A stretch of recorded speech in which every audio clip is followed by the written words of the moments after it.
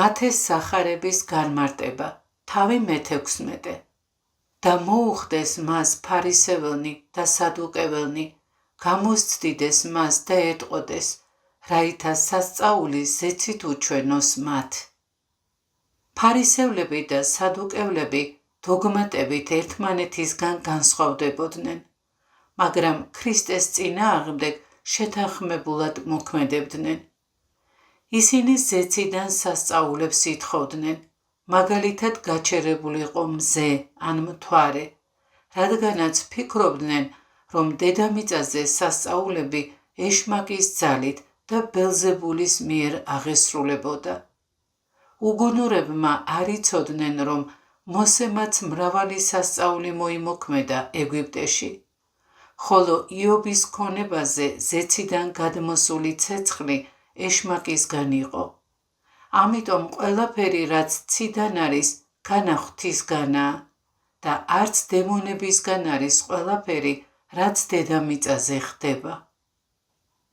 ხოლო თავად მან მიუგო და რქუა მათ, შენ რა იმწუხრდის, სთქუთ ყუდრო იყოს, რამე თუ წით სცაი, და განთიად სთქუთ ზამთარი იყოს, რამე თუ ქსინავს მწუხარედ ცაი. ორგულნო პირისა სამეცისაი იცით ცნობად, ხოლო სასწაულნი ჟამთანი ვერ გიცნობიეს გულისხმის ყოფად. როგორც სხვანაირია ცუდი ამინდის ნიშანი ცაზე, სხვა კარგი ამინდისა, და ვინც ცუდი ამინდის ნიშნებს ხედავს, არც ერთი მათგანი არ მოელის კარგ დარს, ხოლო კარგ ამინდში ავდარს, ასე უნდა იმსჯელოთ ჩემს შესახებაც. სხვაა ამჟამინდელი მოსვლის დრო და სხვა მომავალი მოსვლისა. ახლა საჭიროა სასწაულები დედამიწაზე, ხოლო ზეციური სასწაულები მომავალი დროისთვის არის გადადებული. ახლა მოვედი როგორც მკურნალი, იმ დროს კი მოვალ როგორც მსაჯული. ახლა გზააბნეულის მოსაძებნად მოვედი, იმ დროს კი პასუხის მოსათხოვნად მოვალ. ამიტომაც ახლა დაფარულად მოვედი, იმ დროს კი მთელი საზეიმო ბრწყინვალებით მოვალ. წარვხოცავ ცას, დავფარავ მზეს, მთვარეს წავართმევ სინათლეს. მაშინ ზეციური ძალებიც შეიძვრებიან და ჩემი მოსვლა იქნება ელვის მსგავსი, რომელიც უეცრად გამოჩნდება ყველასთვის. ახლა არ არის სასწაულების ჟამი, მე მოვედი რათა მოვკვდე და დავითმინო ყველაზე სამარცხვინო ტანჯვა.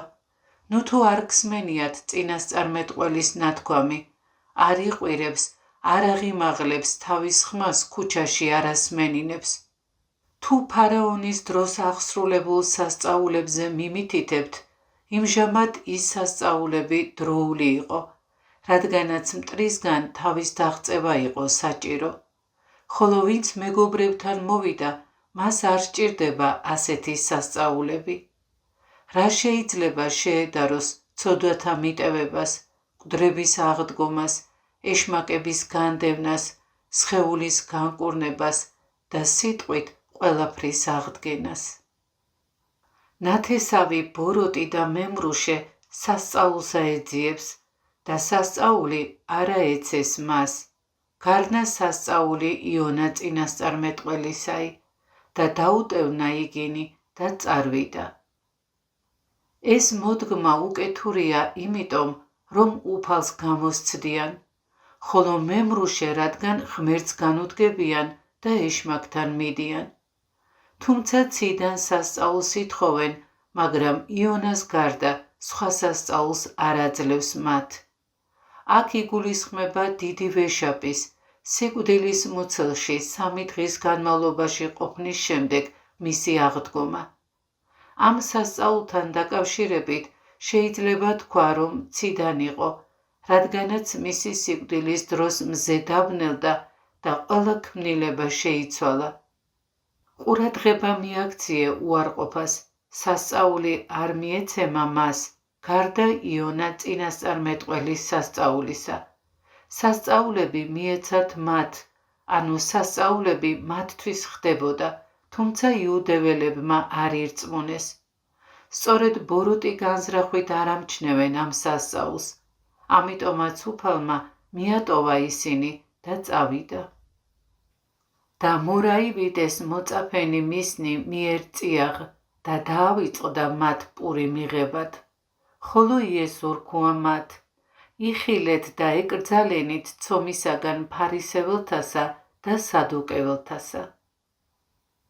როგორც საფუარია მჟავე და ძველი, ისე იყო ფარისეველთა და სადუკეველთა სწავლება დამჟავებული, რომელსაც სულების დამაწყლულებელი უხუცესთა ძველი გადმოცემები შემოჰქონდა. როგორც საფუარი არის წყლისა და ფქვილის ნაზავი, ისე ფარისევლების სწავლება არის წამხდარი სიტყვისა და ცხოვრების ნაზავი. ისინი ბოროტი განზრახვით უარყოფენ ღმერთკაცობრიუ ფაქტებს, ქრისტეს საქმეებს და ბელზებულს მიაწერენ მათ. სულიწმიდის ასეთი გმობა არის კიდეც ფარისეველთა და სადუკეველთა საფუარი. ეს ადამიანს თვითმარქვია ეშმაკად გადააქცევს, ხოლო ამ სამყაროს ჯოჯოხეთად. რადგანაც ადამიანი ქრისტეს შეგნებულად და განზრახ მიაწერს ბოროტებას და შეგნებულად და ჯიუტად რჩება ცოდვაში. ფარისეველთა და სადუკეველთა საფუარი არის ფარისეველთა და სადუკეველთა სწავლება. ფარისეველთა მშრალი და ჭლექიანი ფორმალიზმი და ბიუროკრატიზმი, სადუკეველთა კი უკვდავების აღდგომისა და საიქიო ცხოვრების უარყოფა. ვერანაირი ზეციური სასწაული ვერ დაარწმუნებს მათ საწინააღმდეგოში, ვერ გარდაქმნის. ფარისევლობა ეს არის ყველაზე საშიში მანკიერება ქრისტეს მიმდევრებისთვის. მაცხოვარი განსაკუთრებული მრისხანებით და ულმობელი მსჯავრდებით აღდგა მის წინააღმდეგ. ეს ნიშნავს, რომ ფარისევლობაში მდგომარეობს საშინელი ბოროტება, რომელიც სრულიად აუკუღმართებს ღვთის მსგავსი ადამიანის არსებას. ფარისევლობის ფესვები არის ამპარტავნება. როგორც მცირე რაოდენობის საფუარი აფუებს მთელ ცომს, ისე ადამიანის მთელ პიროვნებას ასნებოვნებს ფარისევლობა.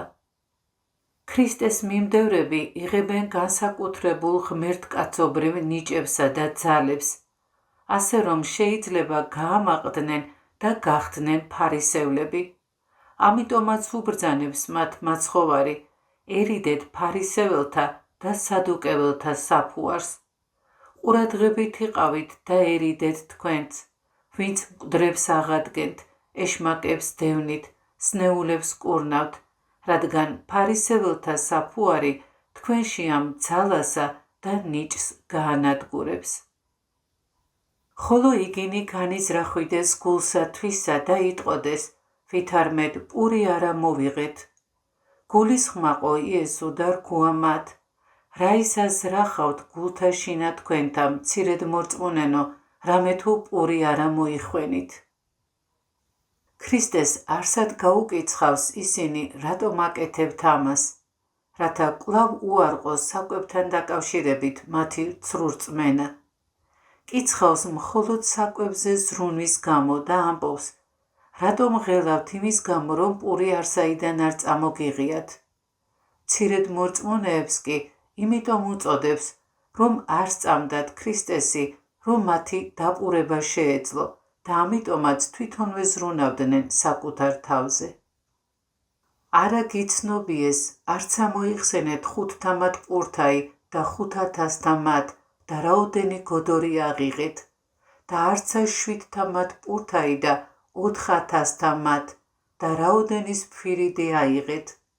ვითარ არა გიცნობიეს, რამე თუ არა პურისათვის გარგო თქვენ ეკრძალენით ცომისაგან ფარისეველთაისა და სადუკეველთაისა. მაშინ გულისხმაყვეს რამე თუ არ არქვა მათ კრძალვაი ცომისაგან პურისა, არამედ მოძღვრებისაგან ფარისეველთაისა და სადუკეველთაისა.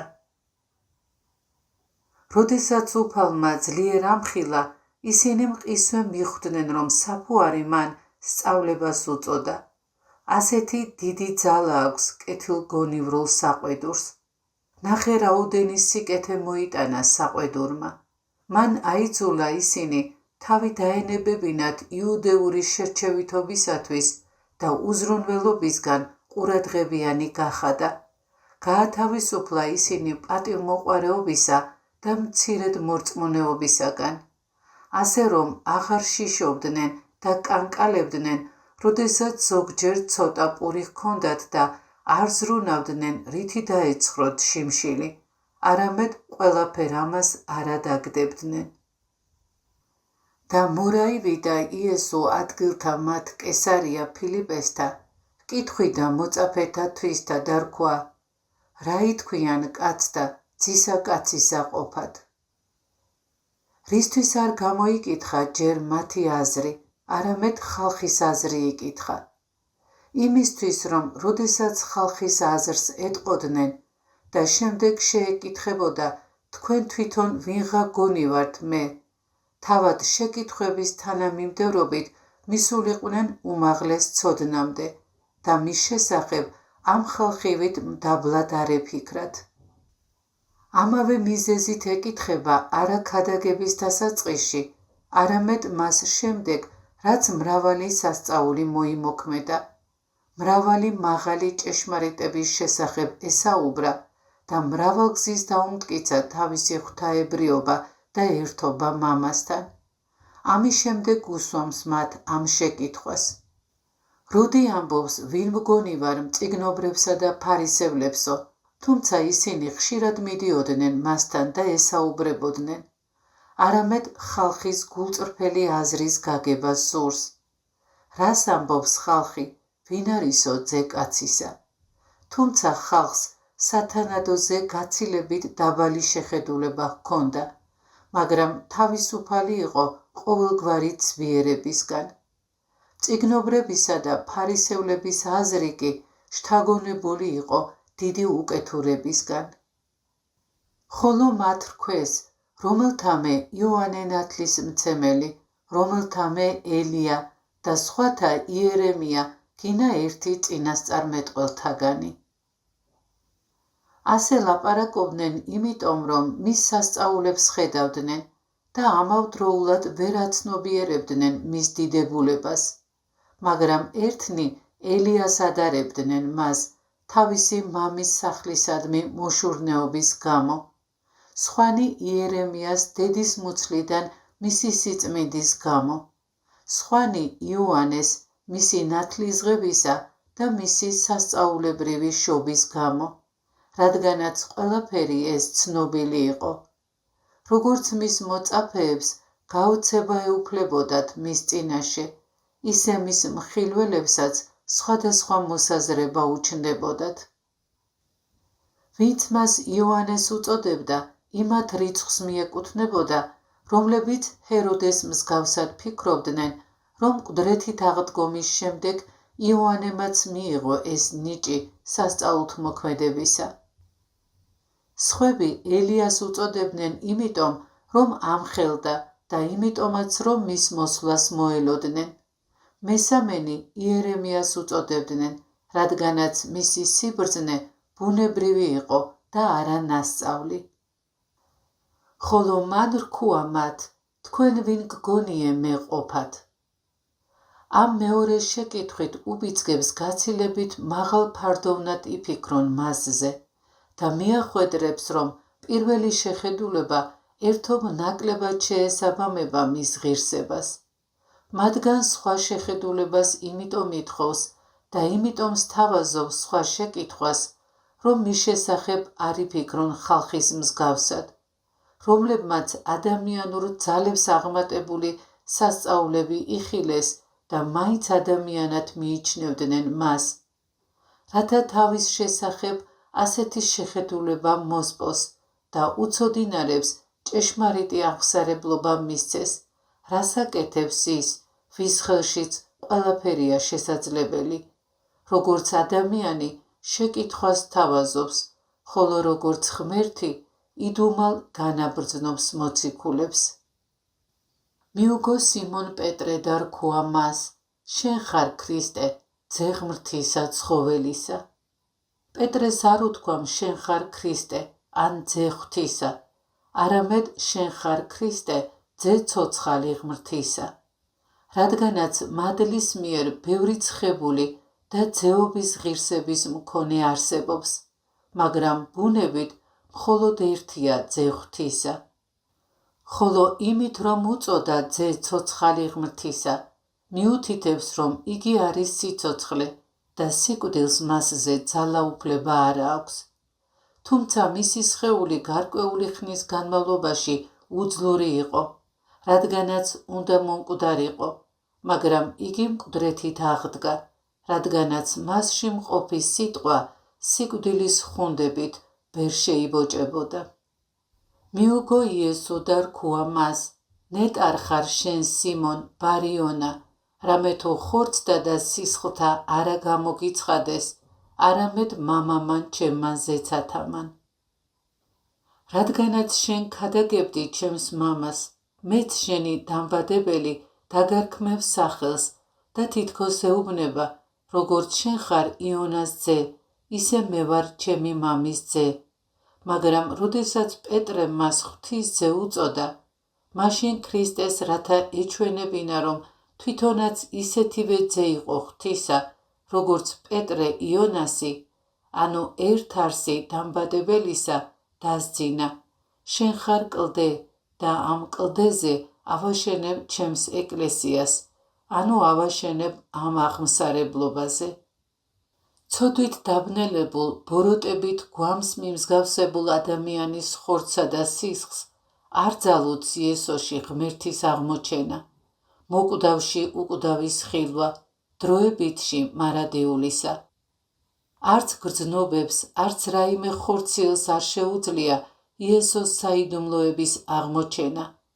აქ აუცილებელია უშუალოდ ღვთისმოქმედება ადამიანის ცნობიერებაზე. ღვთის მადლი ადამიანის გონებას ქრისტეს გონებად გარდაქმნის და სულიწმიდა ადამიანს ანიჭებს იმას, რაც ადამიანის თვალს არ უხილავს, ადამიანის ყურს არ სმენია და ადამიანის გულს არ უგრძნია. პეტრე მოციქულის ნეტარება იმაში მდგომარეობს, რომ მის სულში, მის გონებაში ღმერთი მოქმედებს და იგი აზროვნებს ღმერთით, შეიგრძნობს ღმერთით, ხედავს ღმერთით და ამიტომ აღმოაჩენს იესოში ღმერთკაცსა და მესიას. და მე გეტყვი შენ, რამე თუ შენ ხარ კლდე და ამას კლდესაზე დააღვაშენო ეკლესიայի ჩემი და ბჭენი ჯოჯოხეთისანი ვერ ერეოდიან მას. ეკლესია მთლიანად ღმერთკაცსა და მისადმი რწმენაზეა დაფუძნებული. იმ ღმერთკაცზე, რომელიც არის ერთადერთი ჭეშმარიტად უცოდველი ადამიანი. იგი ღმერთკაცობრივი ძალებით აღმართავს ეკლესიას და მასში ადამიანებს საღვთო მადლის მოქმედების მიერ ღმერთებად გარდაქმნის. ეკლესიაში ყველაფერი ღმერთკაცობრივია, ამიტომაც ჯოჯოხეთის ბჭენი მას ვერ მოერევიან. ჯოჯოხეთის ბჭენი, ანუ სიკვდილი და სიკვდილის ძალები, ცოდვები და ყველა ვნება მათშია და მათთან, ხოლო ყველაფრის უკან ეშმაკები, როგორც შემოქმედნი და მცველნი ჯოჯოხეთისა, ასევე მათი მთავარი ძალისა, სიკვდილისა, რომელიც ცოდვამ წარმოქმნა. ის რომ ღმერთკაცი არის ეკლესიის საფუძველი და არა პეტრე ან სხვა რომელიმე ადამიანი, მტკიცდება იმით, რომ მხოლოდ მას ხელეწიფება გამარჯვება და გაიმარჯვა კიდეც სიკვდილსა და ჯოჯოხეთის ძალებზე. ეკლესია ადამიანზე რომ ყოფილიყო დაფუძნებული, რომელი სიკვდილი ვერ სძლევდა მას და რომელი ეშმაკი ვერ დაამარცხებდა. და მიგცნე შენ კლიტენი სასუფეველისა ცათაისანი და რომელიც შეჰკრა ქვეყანასა ზედა კრულიყოს იგი ცათაშინა და რომელი განხსნა ქვეყანასა ზედა ხსნილიყოს იგი ცათაშინა. რას ნიშნავს მოგცემ შენ? მამამ პეტრეს ძის შესახებ გამოცხადება მისცა. ძემ კი მამისა და თავის შესახებ გამოცხადებითი ცოდნა მთელ სამყაროში დათესა და უბრალო მოკვდავს მისცა რა გასაღები გადასცა ძალაუფლება ყოველივე ზეციურზე. მან მთელ მსოფლიოში განავრცო ეკლესია და იგი ცაზე ძლიერი გახადა. ცა და მიწა გადაივლიან, ჩემი სიტყვები არ გადაივლიან. უფალი პეტრეს იმის მინიჭებას პირდება, რაც მხოლოდ ღმერთს ეკუთვნის. კერძოდ მიუტევოს ცოდვები, ყოველგვარ ქარტეხილში შეუძვრელი გახადოს ეკლესია, ყველანაირ ქვაზე მტკიცედ გადააქციოს უბრალო მეთევზე, როდესაც მთელი მსოფლიო მის წინააღმდეგ აღდგება.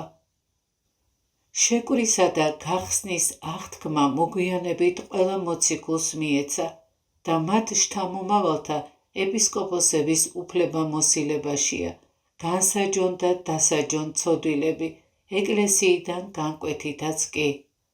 გახსნის ძალაუფლება არის ცოდვათა მიტევების ხელმწიფება. მიიღებენ რა ეკლესიაში სინანულისა და ნათლობის გზით. ეს მადლი უფლისგან თანასწორად მიიღო ყველა მოციქულმა მისი აღდგომის შემდეგ. კვლავ უთხრა მათ იესომ, მშვიდობა თქვენ და, როგორც მე მომავლინა მამამ, მეც მიგავლენთ თქვენ. ეს რომ თქვა სული შეუბერა და უთხრა, მიიღეთ სული წმინდა, ვისაც მიუტევებთ ცოდვებს, მიეტევებათ, ვისაც დაუკავებთ, დაეკავებათ.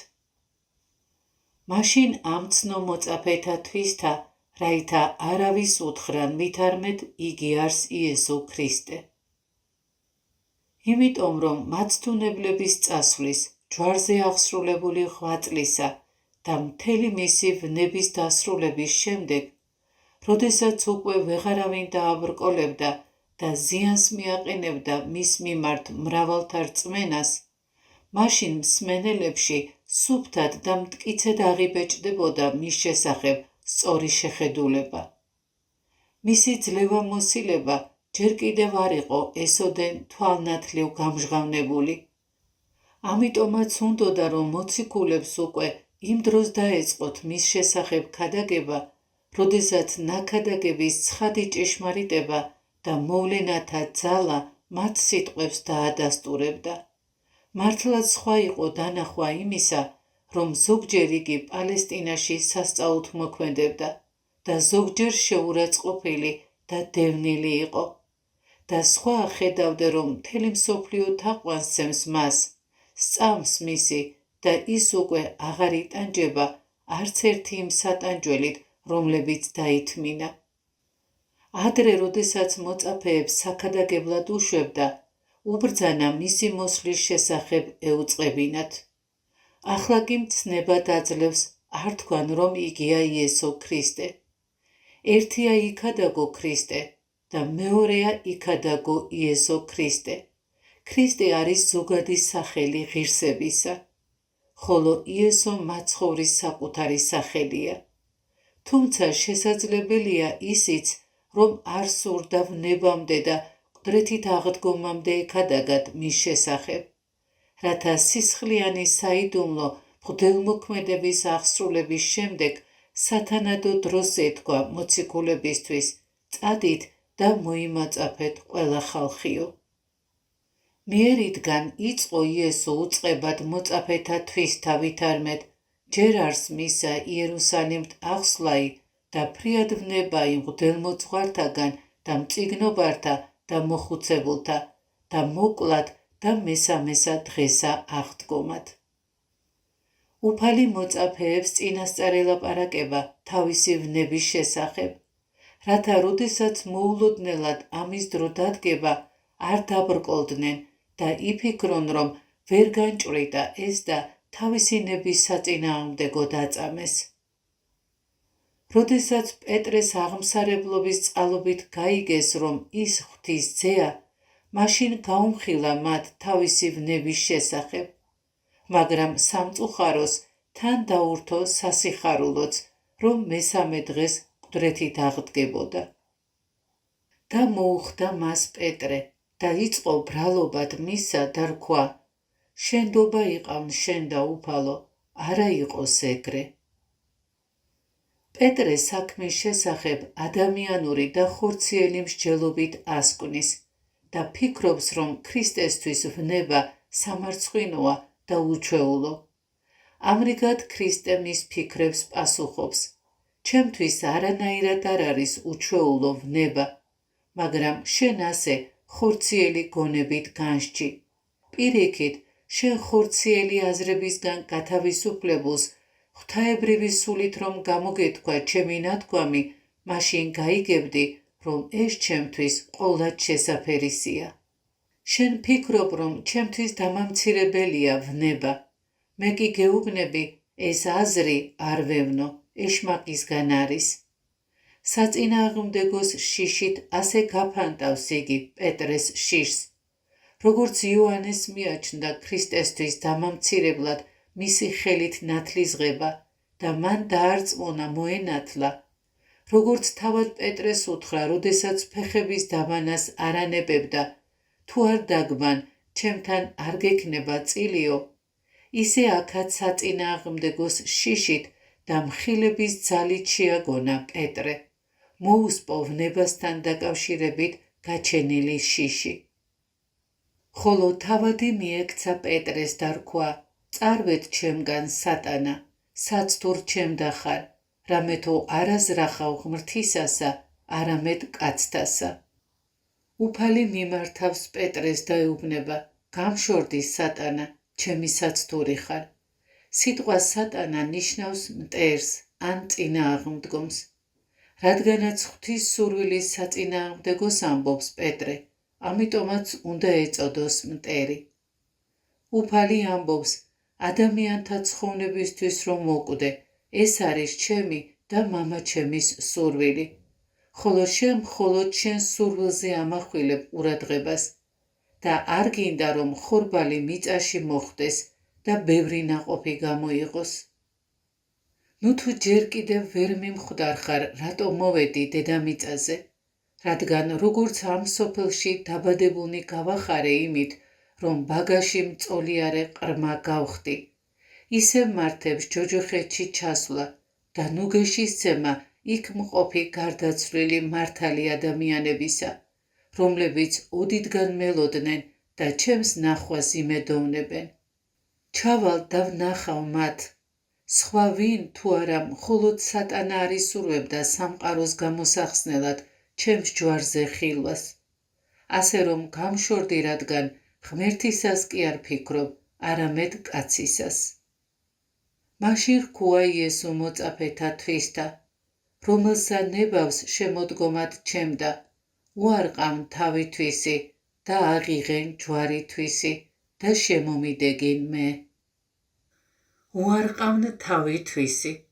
ქრისტეს სურს არ დამინდოთ საკუთარი სხეული, გვცემენ, გვდევნიან, გვწვავენ თუ სხვა რამეს გვიკეთებენ, არ შევიცოდოთ თავი და არათუ არ შევიცოდოთ, არამედ უარყოთ თავი ყოველგვარ საფრთხეში და ღვაწლში და ისე მოვითმინოთ ყოველივე, თითქოს სხვა ვინმე ითმენდეს და აიღოს თავისი ჯვარი პირველიდან გამომდინარეობს, რათა არ გვეგონოს, რომ საკუთარი თავის უარყოფისას, მხოლოდ სიტყვიერი შეურაცხყოფისა და საყვედურის დათმენა მოგვიწევს. იგი ადგენს ზღვარს, სადამდეც უნდა მიდიოდეს თავის უარყოფა და სწორედაც სიკვდილამდე. აიღოს თავისი ჯვარიო, იგულისხმას სამარცხვინო სიკვდილი და არა ერთჯერადი ან ორჯერადი მოქმედება, არამედ მთელი სიცოცხლის განმავლობაში აღსრულებული. განუწყვეტლივ თვალწინ ჰქონდეს სიკვდილი და ყოველდღე მზად იყავი სიკვდილისთვის. თუმცა მრავალს არად ჩაუგდია სიმდიდრე, განცხრომა და დიდება, მაგრამ არ უგულებელ უყვია სიკვდილი, არამედ ეშინოდათ საფრთხეების. ამიტომ სურს, რომ ჩემმა მოსაგრემ სისხლის დათხევამდე იბრძოლოს და მისი ღვაწლი თვით სიკვდილამდე გაგრძელდეს. თუნდაც საჭირო იყოს სიკვდილი, თანაც სამარცხვინო სიკვდილი, დაწყევლილი და ავსაქმეებში ეჭვმიტანილი სიკვდილი ყველაფერი მამაცურად და თანაც სიხარულით უნდა გადაიტანოს. და გამომყვეს მე, რასაც უნდა აკეთებდე, რაც უნდა გჭირდეს, გაჰყევი ქრისტეს, ყველაფერი დაითმინე მის გამო. უბედურების დროს არა მარტო სიმამაცე უნდა გამოიჩინო, არამედ უბიწოება და თავმდაბლობაც. მის კვალდაკვალ სათანადოდ სიარული ნიშნავს ეცადო აღასრულო ყველა სხვა სათნოება და მისი გულისთვის ყველაფერი დაითმინო. არიან ადამიანები, რომლებიც ეშმაკს მიჰყვებიან და იმავეს დაითმენენ და სულსაც კი დებენ მისი გულისთვის. მაგრამ ჩვენ ქრისტეს გამო, უკეთ რომ ვთქვათ, ჩვენი თავის გამო დავითმენთ. ისინი მოთმინებით ვნებას აყენებენ თავს აქაც და იქაც. ჩვენ კი სარგებელს პოვებთ ამ და მომავალ ცხოვრებაშიც. ასე რომ განაუკიდურესი დაუდევრობა არ არის, არ გამოვიჩინოთ ისეთი სიმამაცე, როგორსაც წარწმედილები იჩენენ. თანაც ჩვენთვის ამდენი ჯილდოა გამზადებული. ჩვენ ქრისტე შეგვეწევა, იმათ კი არავინ. რამე თუ უკვე თუ ვისმე უნდეს სული თვისი განრინებად, წარიწყმიდოს იგი და რომელმან წარიწყმიდოს სული თვისი ჩემთვის, მან პოოს იგი. თუ ხედავ, რომ შენი მონები სრულ ფუფუნებაში ცხოვრობენ, ხოლო თავად უკიდურეს გაჭირვებაში იმყოფები, რა სარგებელი გაქვს იქიდან, რომ ბატონი ხარ? არანაირი. ასევე განსაჯე სულის შესახებ. როდესაც სხეული განცხრომაშია და მდიდრდება, სული იღუპება. რას მისცემს ადამიანი თავისი სულის სანაცვლოდ? თუნდაც მთელ მსოფლიოს ფლობდე, თუნდაც სამყაროს მეფე იყო, მთელი სამყაროც რომ მისცე, მთელი სამყაროს ფასადაც ვერ იყიდი ვერც ერთ სულს. ასევე ემართება სხეულსაც, თუნდაც 1000 გვირგვინი დაიდგა, თუ სხეული ბუნებით დაავადებული გაქვს და უკურნებლად იტანჯები, მაშინ ვერაფრით დაეხმარები მას, თუნდაც მთელი სამეფო გასცე და ზედ 1000 სხეული, ქალაქი და ქონება დაურთო. ამ სწავლებით უფალი მოწამეობაზე გვაგულიანებს. ვინც უარს ამბობს უფალზე, ის სულს მოიპოვებს ახლანდელ დროში, ანუ გადაირჩენს, მაგრამ დაღუპავს მომავლისთვის. ქრისტეს გულისთვის სულს დაღუპავს ის, ვინც ქრისტეს გამოეწამება. ასეთი კი მოიპოვებს სულს საუკუნო ცხოვრებისთვის. რამე თუ რა ისარგებელეყოს კაცსა, უკვე თუ სოფელი ყოველი შეიძინოს და სული თვისი იზღვიოს. ანუ რა იმისცეს კაცმან ნაცვლად სულისათვისისა. რადგანაც მოწაფეებს ზეგარდამო ძალა ჯერ კიდევ არ ქონდათ მიღებული, სავსებით შესაძლებელი იყო რამე ადამიანური უძლურება დაუფლებოდათ და დაფიქრების შემდეგ მსგავსი რამე თქვათ, როგორ უნდა უარყოს თავი ვინმემ, ან ვინც თავის სულს დაკარგავს, როგორ მოიპოვებს მას. იმისათვის, რომ ასეთი მოსაზრებებისგან განეყენებინა ისინი და მათში სიმამაცე გამოეჭედა, მომავალი დიდებისკენ სწრაფვას ჩააგონებს უფალი და ეუბნება ზოგი აქ მყოფთაგანი, ანუ გადატანითი მნიშვნელობით ლაპარაკობს პეტრესა და ზებედეს შვილების შესახებ. რადგან ისინი მთაზე აიყვანა ფერისცვალების დროს, ფერისცვალებამ წარმოაჩინა, რომ ძალაუფლება ენით ვერ გამოითქმება და მამასთან ნათესაობა არ იცვლება. ამით გამოავლინა მეორედ მოსვლის ღირსებაც და ძრწოლის მომგვრელი მისი კარიბჭეც. აჩვენა, რომ ფერისცვალება ერთგვარი დადასტურება იყო მეორედ მოსვლისა, რადგან უფალი ღვთისა და მამის დიდებით მოვა და არა ჩვენნაირი არარაობით. რამე თუ მოსვლად არსზე კაცისაი დიდებითა მამისა თვისისაითა ანგელოსთა მისთა თანა და მაშინ მიაგოს კაცად კაცადსა საქმეთა მათთაებრ. ღმერთკაცი სამყაროსა და ყოველ ადამიანზე მაღლა დგას, როგორც მაცხოვარი და მსაჯული. იგი თავის ეკლესიაში ყველანაირ საშუალებას, ყოველგვარ ძალას იძლევა ცოდვისგან, სიკვდილისა და ეშმაკისგან ადამიანის გამოსახსნელად. ამიტომ განკითხვის დღეს თითოეულს მისი საქმისამებრ მიაგებს. ეს საქმეები კი არის აზრები, გრძნობები, სიტყვები, საქციელი, ერთი სიტყვით მთელი ცხოვრება აკვნიდან საფლავამდე. ეს ქსოვილი იქსოვება ადამიანის ცხოვრების საქსოვ დაზგაზე, დღისითაც და ღამითაც. ყოველივე ეს ერთად და ცალ-ცალკე აღებული ადამიანის მარადიულ ცხოვრებას განსაზღვრავს. სურს თუ არ სურს, ადამიანი თავისი მიწიერი ცხოვრების განმავლობაში გამოიმუშავებს დამოკიდებულებას ქრისტესთან, ან უახლოვდება, ან შორდება მას. ამინ გეტყვი თქვენ, რამე თუ არიან ვინმე აქამდგომარეთაგანი, რომელთა არა იხილონ გემოის სიკვდილისა, ვიდრემდე იხილონ ძეკაცისაი მომავალი სუფევითა თვისითა. მაცხოვარი ლაპარაკობს დიდებით თავისი მეორედ მოსვლის შესახებ, რათა შეშინებული მოწაფეები გაამხნევოს.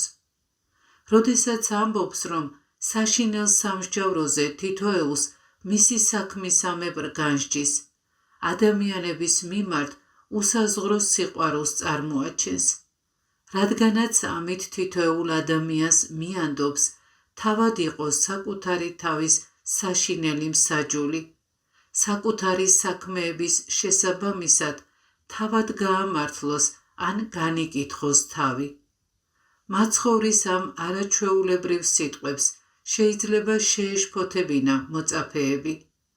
ამიტომ იგი უცებ გადადის მეორედ მოსვლაზე, მაგრამ მოწაფეებს არ შეეძლოთ ამის გაგება. ამიტომ ელაპარაკება სიტყვებით, რომლებშიც გამჟღავნებულია მარადიული, უცვლელი ჭეშმარიტება. ჭეშმარიტად გეუბნებით თქვენ, ზოგი აქ მყოფთაგანი არ იგემებს სიკვდილს, სანამ არ იხილავს ძეს კაცისას მომავალს თავის სასუფეველში. ეს სასუფეველი მალე იხილა კიდეც სამმა მათგანმა ფერისცვალების დროს თაბორის მთაზე, ხოლო ყველამ ერთად ეს სასუფეველი იხილა სულიწმინდის მოფენისას 50-მე დღეს და მას შემდეგ ამ სასუფეველს განიცდის და ხედავს ყველა მორწმუნე ქრისტეს ეკლესიაში უკუნითი უკუნისამდე. ამინ.